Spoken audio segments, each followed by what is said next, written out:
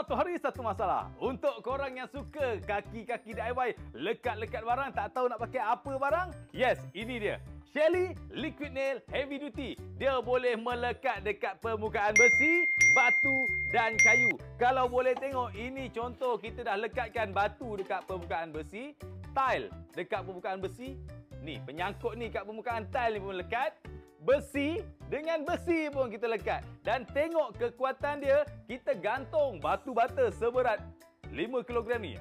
2 biji batu bata ni kita gantung, tengok. Melekat, terapung guys, terapung. Tak ada jatuh.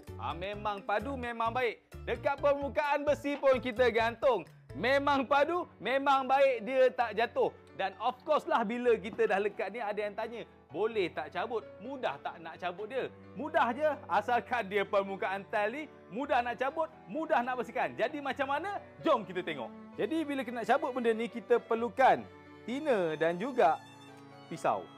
Mudah saja, kita curah je tina dekat atas tempat yang kita nak cabut tu. Kalau permukaan tu menegak, mudah je kalau letak tisu, bagi dia menegak. Ini tinggalkan selama 10 ke 15 saat bagi dia resap. Lepas tu kita dah boleh scrap pakai pisau.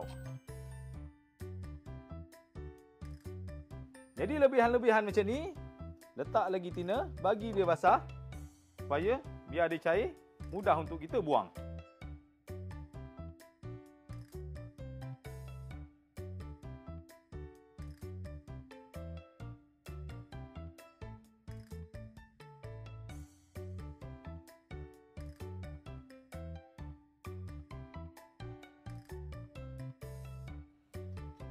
Jadi memang kuat melekat, nak cabut pun boleh cabut, tak ada masalah. Jadi apa tunggu lagi?